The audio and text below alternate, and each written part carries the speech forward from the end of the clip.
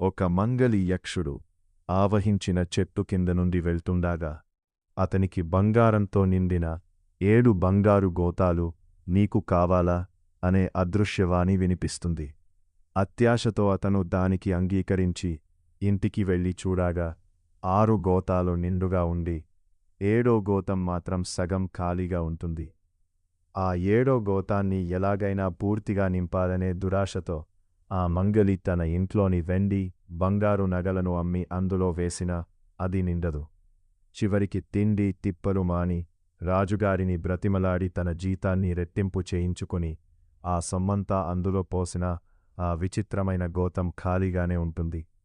మంగలి పడుతున్న బాధను, దైన్యాన్ని గమనించిన రాజు అతనికి 7 గోతాల యక్షుడి మాయాజాలం తగిలిందని గ్రహించి గతంలో తనకు కూడా ఇలాంటి పరిస్థితే ఎదురైందని, కాని తాను ఆ ఆశకు లొంగలేదని చెబుతాడు.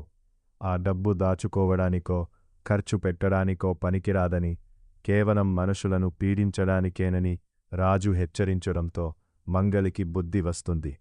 వెంటనే అతను చెట్టు వద్దకు వెళ్ళి ఆ 7 గోతాలను తిరిగి తీసేసుకోమని యక్షుడిని వేడుకుంటాడు. అయితే అతను ఇంటికి వచ్చి చూసేసరికి ఆ 7 గోతాలతో పాటు తాను జీవితాంతం కష్టపడి సంపాదించుకున్న సొంత డబ్బు కూడా మాయమైపోతుంది.